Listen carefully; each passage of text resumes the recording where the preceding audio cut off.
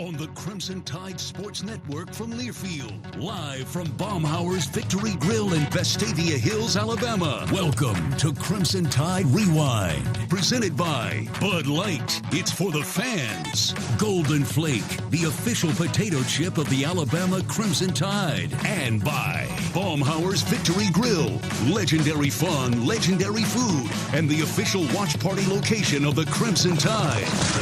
Now live, this is Crimson Tide Rewind. Here's Roger Hoover. We're glad to welcome you to Baumhauer's Victory Grill in Vestavia Hills, Alabama for another edition of Crimson Tide Rewind presented by Bud Light. Welcome, everybody. This is Roger Hoover alongside former Crimson Tide linebacker Corey Reamer. And Corey, roll Tide, the Crimson Tide 4-0. Yeah, it's a great start to the season, and now I think the meat of the schedule really starts to ramp up, starting with this weekend against Arkansas on the road. So October's going to be a very telling month of what this team's really going to be made of. You know, had some tough game against Texas early, had a couple games in between on both sides of that game that were easy wins, and then you start SEC play with Vanderbilt, and they did what they were supposed to do against a Vandy team that is still outmatched in a lot of ways against this Alabama team. Yeah, we saw the Crimson Tide get off to a pretty good start in the ballgame as Alabama went on to win 55-3, outscored the Commodores 14-3, and really just the defense stepped up more than anything, it felt like. Yeah, you can't undercut what this defense has done this year. I mean, even though it's been some moments here where you had some disappointments on what we had going on, but in terms of what they've allowed, I think, 2 touchdowns so far this season through 4 games. And like we just said, they're doing what they're supposed to do against lesser opponents. But they're showing up. That's the main thing. That's a good sign for this team, this Alabama team in general, is no matter who the opponent is, they are showing up and playing well, and it starts with this defense. They are definitely the backbone of this team so far this season, led by Will Anderson, and a lot of guys on this front have really gotten involved, this front seven, with a lot of seniority. Henry To'oTo'o had a great game. We saw Jalen Moody had a couple good games. So it's not just one guy. It's a lot of them, and they're finding – Pete Golding is doing a great job of finding creative ways to showcase his playmakers. And we've got 3 great pass rushers with Dallas Turner, Will Anderson, and Chris Braswell. We're finding ways to get all 3 of those guys on the field. There's just a lot of really good players on the defensive side of the ball. Offense as well, but defense is definitely one of the things, the strengths that's probably going to carry us into this stretch that we've got going for the rest of this season. We're really going to be leaning on them to shut down some pretty effective offenses. And as we talked about last week, Vanderbilt, even though it's still working its way back, only the second year under head coach Clark Lee, they still had a quarterback that threw for 4 touchdowns the week before on the road. They still had a wide receiver that led the nation in touchdown catches and shut both of them down. Alabama. Yeah.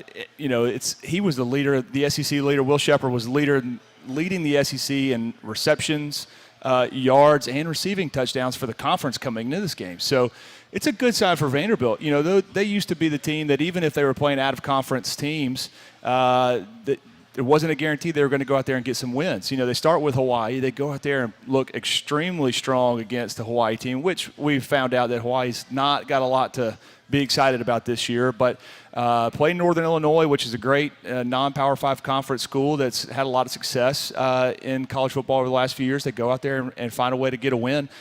They're still building, but they've got a lot of good skill players, as we saw. I think the front seven, which we talked about on the pregame that's going to be the matchup that we're trying to take advantage of. And we just saw us overpower those guys and just not let them hang in the game.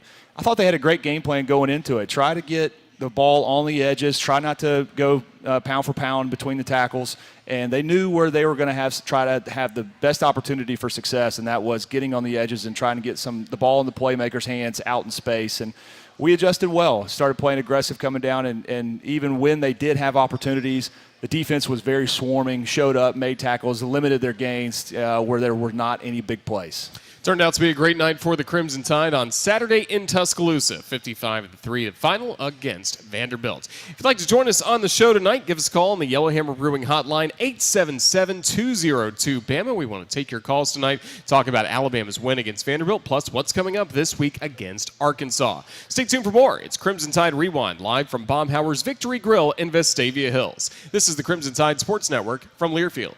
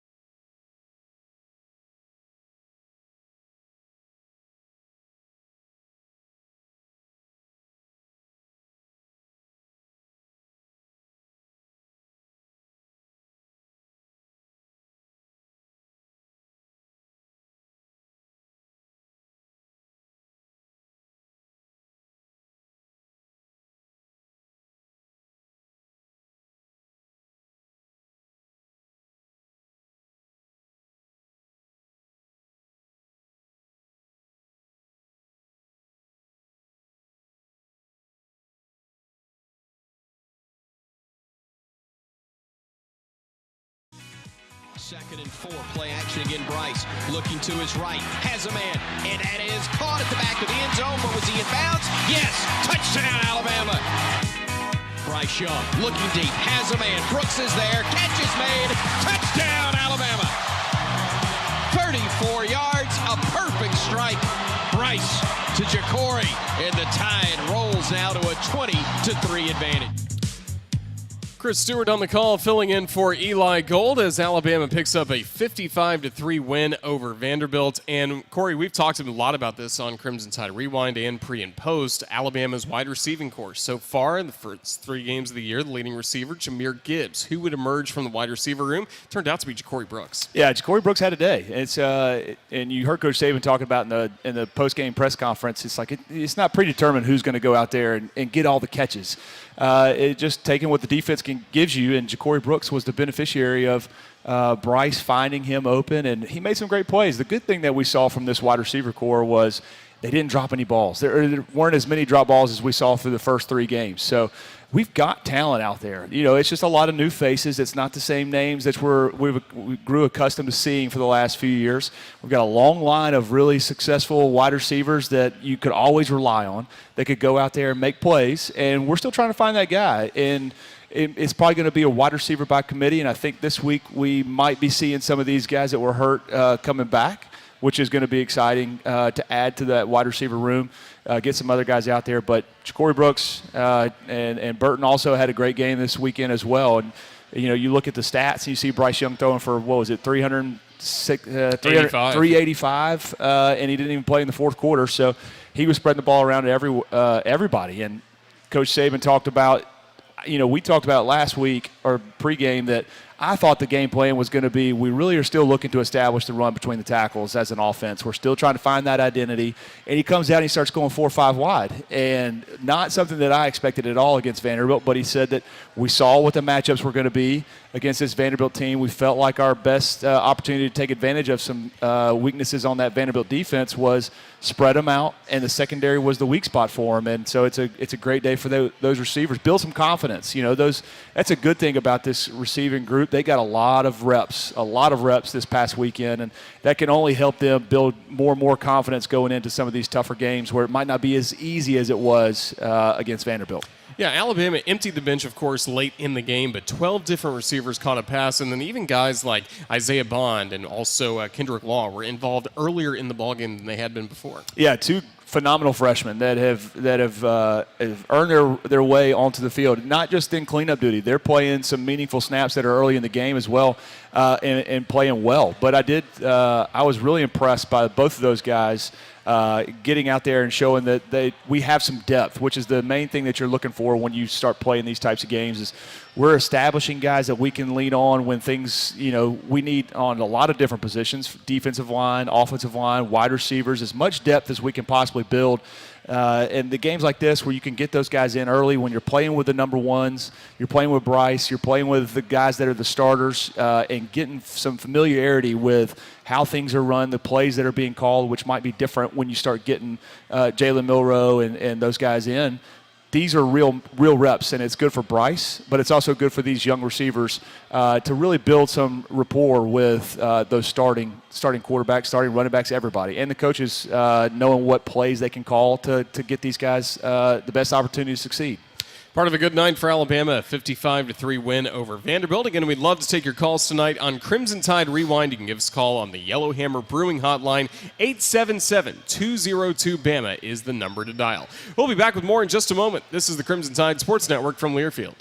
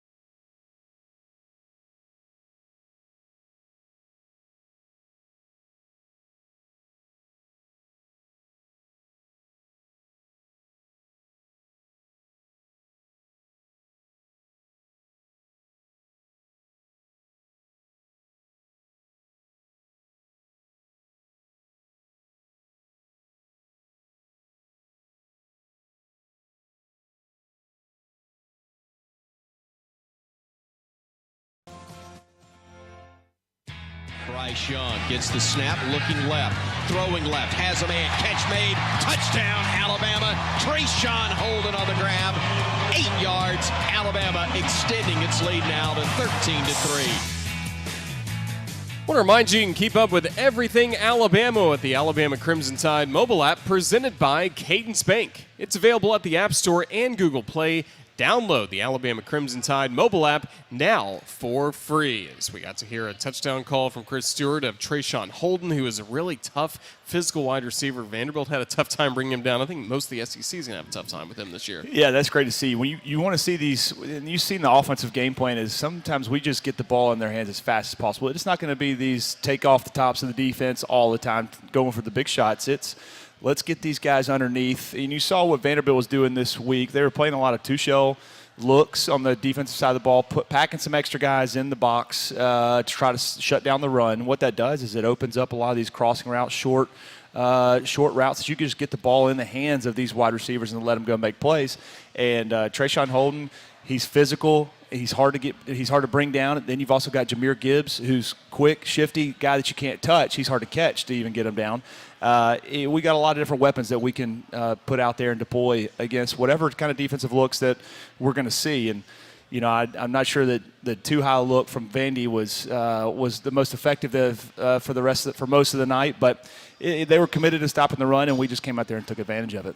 Again, we invite you to join us on the show tonight. Give us a call on the Yellowhammer Brewing Hotline at 877-202-BAMA. And our first call is always presented by Alabama 811, Alabama 811, reminding you to call 811 before you dig to know what's below. And for Bryce, in order to have a great performance, needs some good protection from the offensive line. And against Vanderbilt, they provided that. Yeah, and that was one of the biggest takeaways from this game is that he had all the time in the world. He sat back there untouched, and it wasn't even having to flush out of the pocket really to make plays with his feet. He was just able to stand back there and kind of have as much time as he wanted. Offensive line did a great job. That was a question mark coming into the season, and I think we've seen some different rotations with some guys, playing some guys at different spots and trying to find that, you know, that solid five that you want to have as a consistent starters. Still trying to find what those guys look like maybe, but I thought this week was a good sign. Kept him clean all night long. Didn't really have any pressure, which causes errant throws. He didn't really have to worry about any of that this week, or this past weekend, and that's going to be a big test for us going up against Arkansas. Arkansas's pass rush is a lot better than what Vanderbilt's was, and so if we can provide that same protection, then I think he's going to have a really good time against this Arkansas secondary, who's not as good as they have been in the past. They've got some playmakers, but that's definitely an area that we're going to be able to take advantage of. Sticking with the offensive line for just a moment, you know it had to be a meaningful win for Tyler Steen, left tackle for the Crimson Tide, who played for Vanderbilt last season, transfers really late in the process over the summer to join the Crimson Tide. He played extremely well. Yeah, he did, and I saw one of the players of the game on the offensive side of the ball. Good for him. That's tough. You know, it's got to be mentally tough. You know, you practice with those guys. You spend a lot of time in the locker room with those guys and to play against your former team. But this is the new age of college football with the transfer portal. And another example of how Alabama just goes out there and fills the needs that they have. And offensive line was one of them.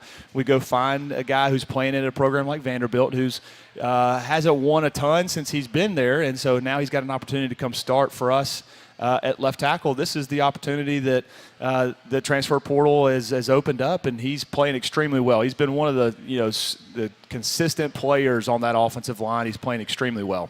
Crimson Tide pick up the win against Vanderbilt. 55-3 was the final score at Bryant-Denny Stadium under the lights. And speaking of the lights at Bryant-Denny Stadium, we learned earlier today that the next home game against Texas A&M coming up on October 8th will also be a night kickoff, 7 o'clock start time. A great atmosphere once again is going to be needed for Alabama against Texas A&M. Yeah, coming off a big win this weekend against Arkansas, and Arkansas had a chance to win that ball game, and unfortunately ball didn't bounce their way on that last field goal. And literally. Yeah, it really didn't. And they were talking about today, I heard somebody, if it was an NFL goalpost, that would have been the field goal would have been good. College field goal posts are a little bit taller than the NFL's. But, yeah, that was an unfortunate loss for Arkansas.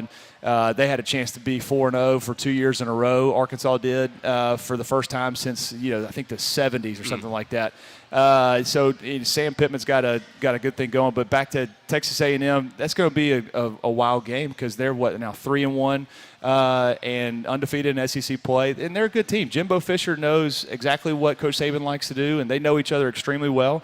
It's going to be, and they're finding their quarterback. Max Johnson looking pretty good this past weekend against Arkansas. I don't think he's the Kevin Mond that they've had in the last few years, but you give him some more reps between now and then, it could be a very competitive game. So that was announced earlier today by the SEC that Alabama against Texas A&M in 2 weeks will be scheduled for a 7 o'clock start time inside Bryant-Denny Stadium. Our coverage on the radio that day will begin at 4 o'clock. And coming up this week, of course, a 2:30 kickoff against the Arkansas Razorbacks from Fayetteville will be on the radio, starting our coverage at 11:30 a.m. as we look forward to Alabama against Arkansas. We'll continue with more of Crimson Tide Rewind in just a moment. This is the Crimson Tide Sports Network from Learfield.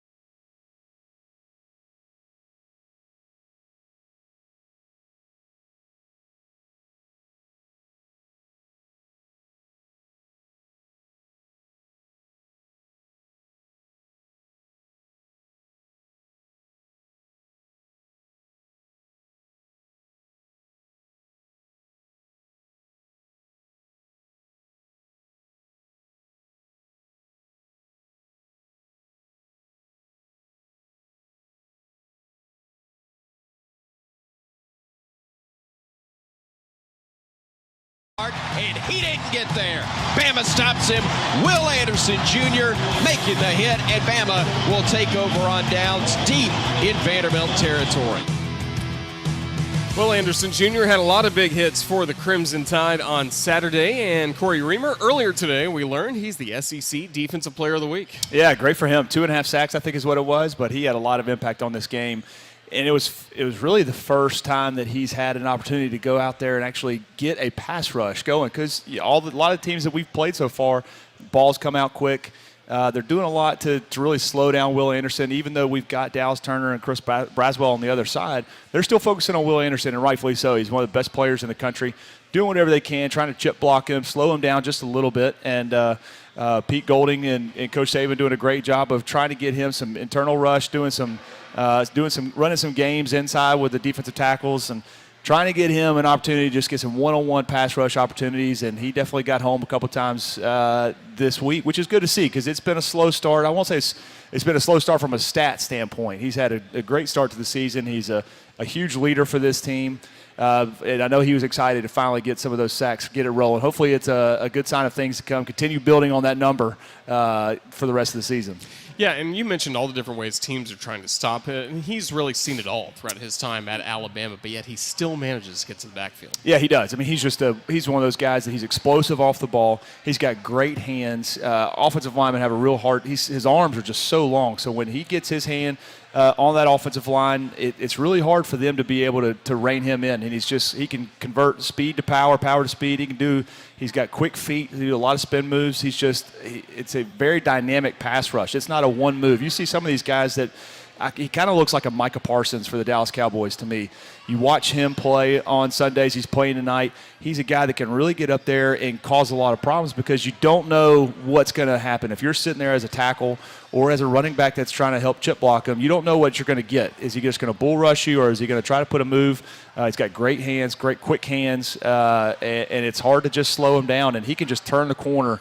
And those guys try to ride him down, but he's just too strong. He doesn't go down easily. So he's seen it all. You're right. And I'm sure he's seen it all in practice too because those guys are probably tired of having to go against him every single day. They find creative ways to slow him down in practice. So he does a great job of taking advantage. And, one of the things about a pass rusher is somebody who can process quickly what they're getting from an offensive line, how the blocking scheme they're going to try to use to slow him down. And he processes everything very quickly and really gets after it. Doesn't slow him down. He has no hesitation in his game. We've talked before about how Henry To'oTo'o really impacts every game as the signal caller of that defense, but you also saw him rewarded. He had 6 sacks. He was able to be all around the football last Saturday. Yeah, and he's been a consistent player now in year 2 under this system, the transfer in from Tennessee. But, he was at Tennessee under Coach Pruitt, so he's familiar with this system. Maybe the lingo changes a little bit, but he's a guy that's comfortable in the philosophy of this defense. But what makes him so effective, which was the same when I was there, we had Rolando McClain, who was really good at communicating.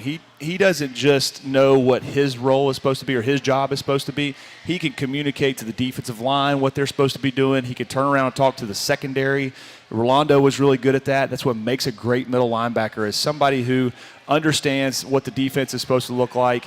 And when you're getting a lot of pre-snap shifts, which we've seen a lot of from the offenses that they faced, you got a lot of checks built into a call. It's kind of like a package call. You start with one defense. They come out and give you a certain look depending on formation. They can move in and out of that same formation, and you got to check. You got to make the checks and get everybody lined up. And he understands what the defense, what Pete Golding is supposed to be doing or wants to be doing through those calls. And so he's really intuitive, and that's what's been very impressive about him. And he flies to the football. He knows what the gap schemes are, what we're supposed to do. He fits the run extremely well, but he's an athletic guy. He can rush, and he can drop back in coverage. I mean, he's a all-around he's a phenomenal player. He's built for that Mike linebacker position.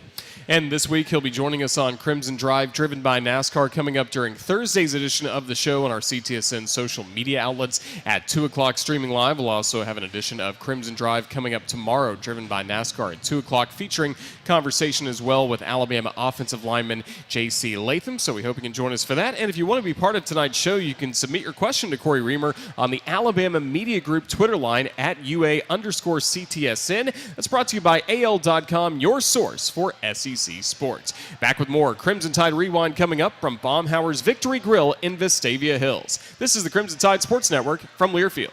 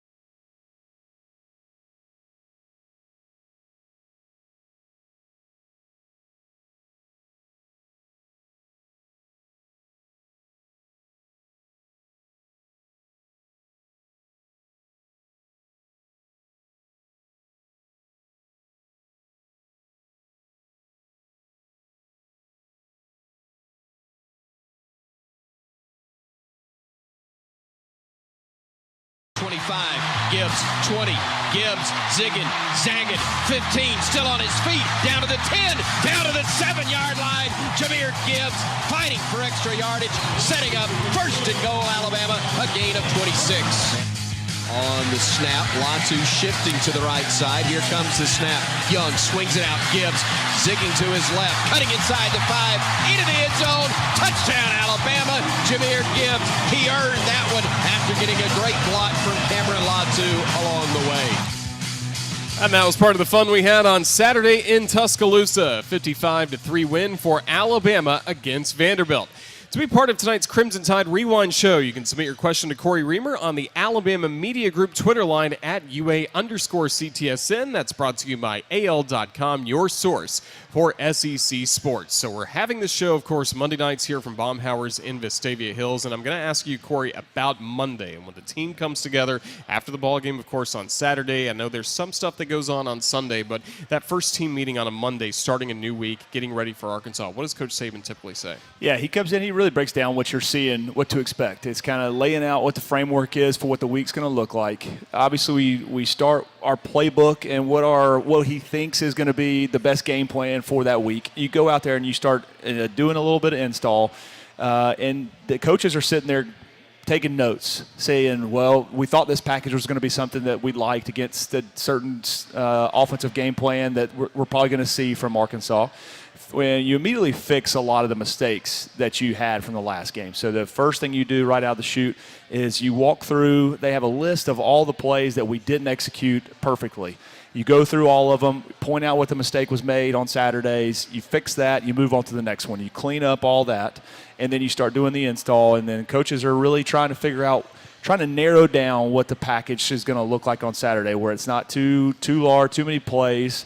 Just pull from the playbook and trying different things to see what the best look we can give to be successful on Saturday is. So it's a good start. You're still trying to get your feet underneath you. It's 2 days after the game. Sunday was a good film day, rest day, but Monday just trying to get back in that rhythm. Looking forward to the next game, and then Tuesday, Wednesday you're going to be hitting a little bit and getting a little more physical and dialing in exactly what you're probably going to be taking into Saturday with you by the later after the week.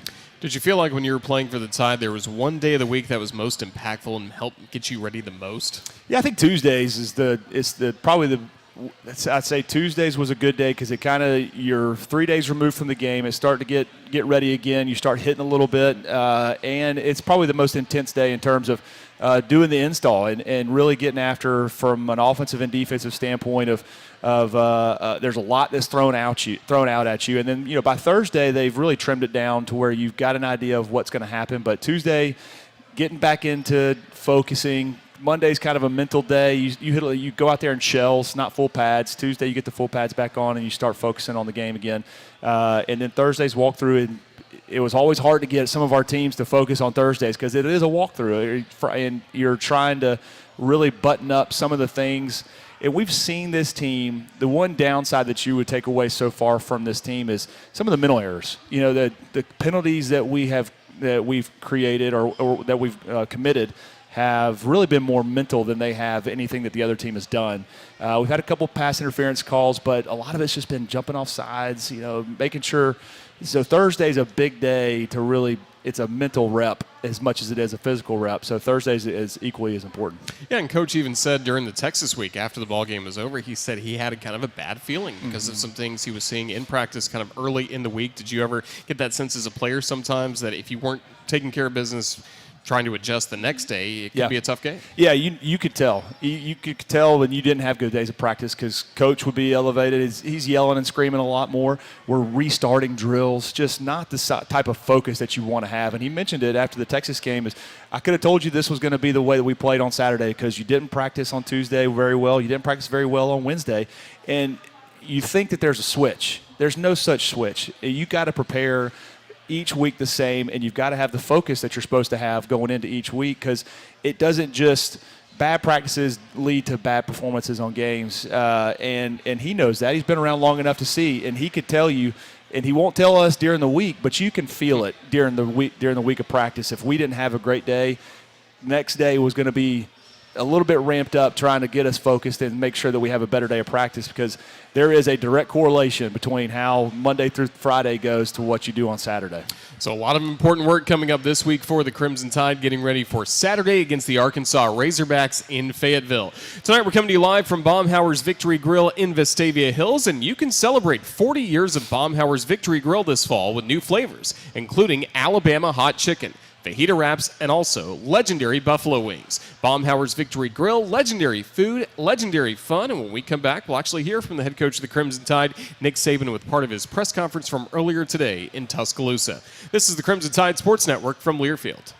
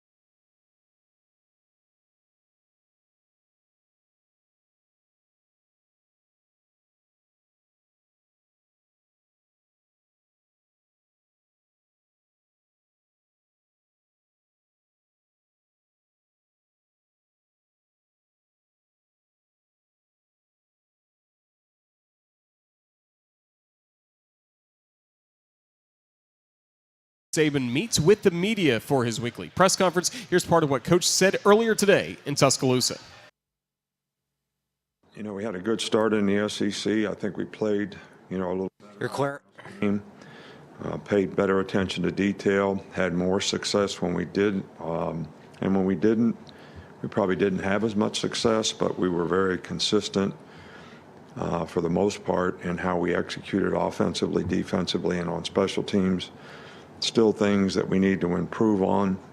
We need to show that we can sort of build on this and show progress as a team, individually and collectively.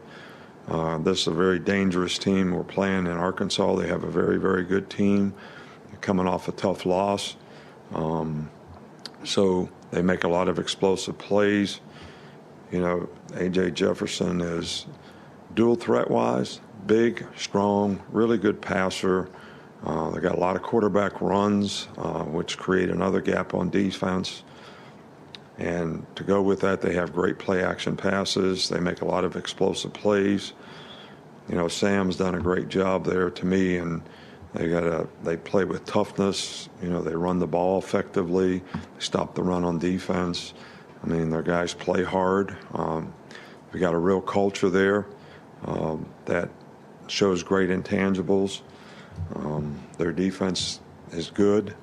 So this is a really, really good all-around team, and it's going to take great preparation on our part to go on the road and be able to play the way we need to play against a very good SEC team. And that was Coach Saban starting his press conference earlier today in Tuscaloosa, speaking about the Arkansas Razorbacks and a quarterback in K.J. Jefferson that last year against the Crimson Tide really put on a show, really played one of the best performances we've seen by an opposing quarterback in the last several years against Alabama. Yeah, and Alabama's kind of gotten accustomed to it. You get guys that play one of their better games against us. They got highly motivated to come in and against this defense, and they know it's a big game. So we got to be ready, because this is, especially them coming off a loss, a heartbreaking loss. They're ready to bounce back. They got a home game against us. But K.J. Jefferson is where it all starts. He's a guy that makes a lot of plays with his feet. Like Coach Saban said, a lot of design runs in this offense. He's their second leading rusher on the team. I think he's got like 250-plus yards rushing so far. But he also is a phenomenal passer. I mean, you look back, he's got a strong arm, and he takes care of the football, which is a huge thing for them. He's got eight TD passes, I think, this year, only to one interception. So he's a guy that's not going to make a lot of mistakes. He's got a big stature, kind of like a Big Ben type guy. He's just, even if you get back there and you get some hands on him, it's not a guarantee that you're going to be bringing him down. It's going to take multiple guys to bring him down. The defense is going to have to really swarm to the football. But he's a great player. He's had great games against us. It's going to be a tough test. Sam Pittman's done a phenomenal job of building this program up. They believe in what they're doing. They've got a lot of talent on this team as well. And it's always tough when we have to go on the road and play at their place. I hear they're calling for a red out, I believe, which I don't know why teams just haven't learned yet at this point.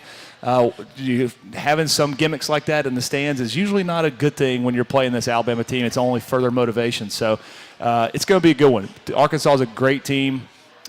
Should be 4-0 at this point, I think, but they're not. But they're going to bounce back. Sam's done a great job. He's been around a lot of successful coaches, a lot of successful programs, being able to get those guys turned around and focused on the next game at hand.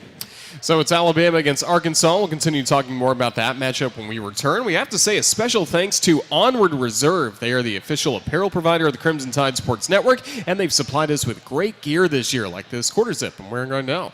Visit onwardreserve.com for all of your game day apparel. Live authentically with Onward Reserve. You're listening to Crimson Tide Rewind, presented by Bud Light. This is the Crimson Tide Sports Network from Learfield.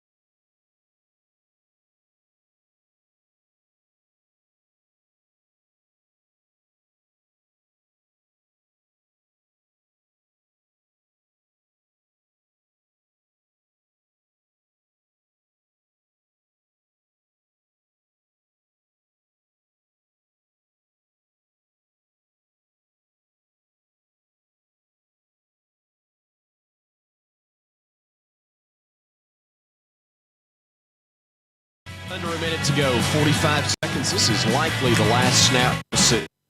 Goes to Miller, pushes forward. Still on his feet. 20, 15, 10, 5. Why not? Jamarian Miller, touchdown, Alabama. 40 yards, and the Crimson Tide gets over the 50-point mark once again. Got some real depth in Alabama's running back room. Jamarian Miller closing out the game looked very solid. Yeah, we talked about it on the postgame show. I was excited to see him. He was a guy that you'd never even really heard of. He was a freshman out of Tyler, Texas.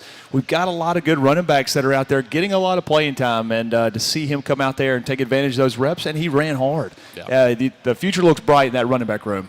So the Crimson Tide this week getting ready for the Arkansas Razorbacks. Let's take a look at our prescription for success. It's brought to you by Payless Drugs. Payless Drugs is your locally owned family pharmacy with 4 locations in Birmingham.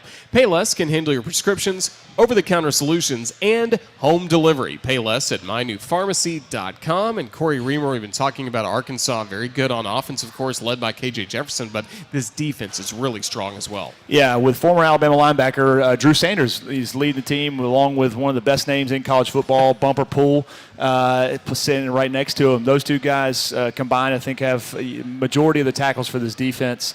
And Drew Sanders, I think, with 6 sacks on the season so far. So their defense is really strong. And I think that we talked about it earlier. The biggest key for us this week is to continue to get the same play that we got out of our offensive line that we did against Vanderbilt.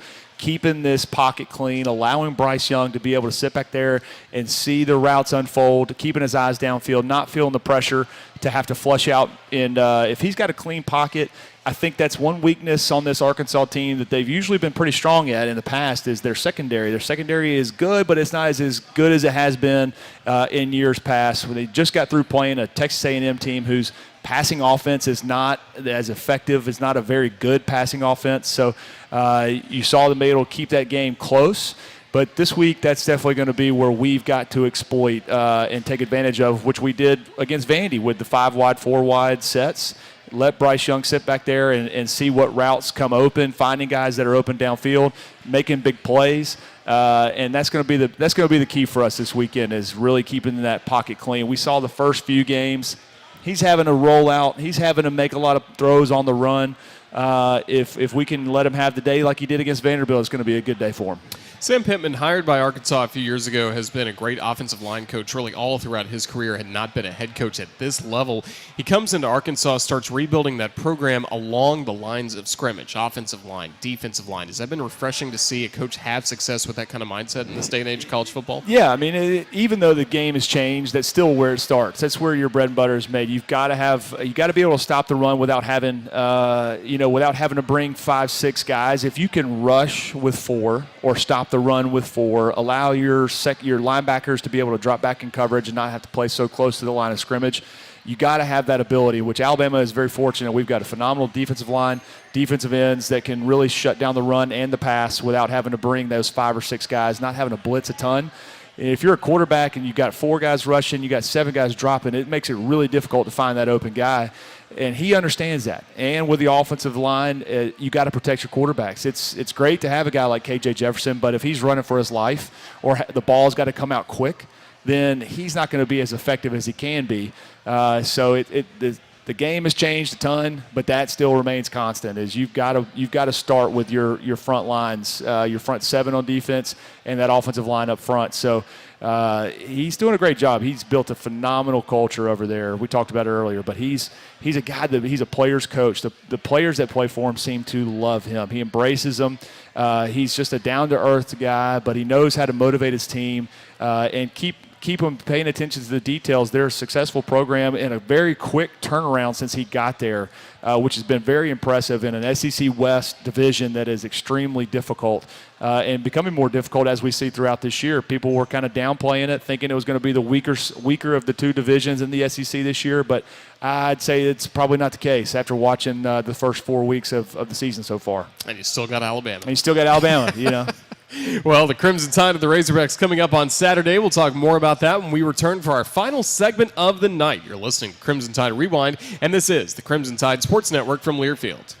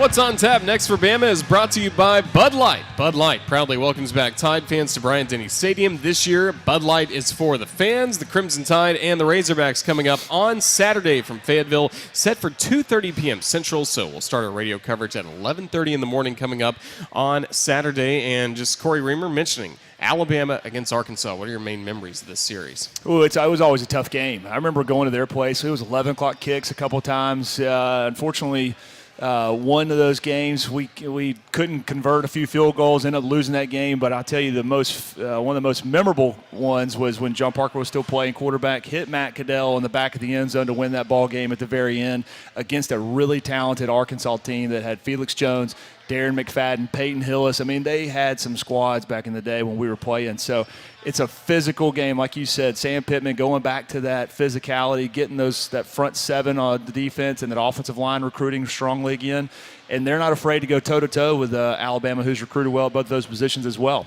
It's Arkansas this week. We know it's going to be a tough road coming up in the next little bit. You have Texas A&M at home after that, coming up under the lights of Bryant-Denny Stadium October 8th. And at Tennessee, they're playing really well right now. And then home against Mississippi State, not usually the bye week, right after the Tennessee game like we're used to. Yeah, and then so October's going to be tough. This is going to be a tough month. We got some really, really tough games. And then follow that up after a bye week with LSU to start out November. It's we got a little stretch here, and that's one of the things you see Coach Saban trying to establish, that depth. That's a reason why, because he knows coming out of these 4 games that we've got in October, we're going to get some guys that are banged up. Like you saw this past weekend even, we had some guys that had to leave the game early. And so we've got to have that depth piece ready for some of these, because it's going to happen. It's part of the game. Injuries are going to happen. You just got to have that next guy ready to go. And I think he's done a good job with these first 4 games that we've had establishing those guys, getting a lot of guys reps. Last question for the night. Alabama back on the road. How does Alabama make sure they play crisp football on the road?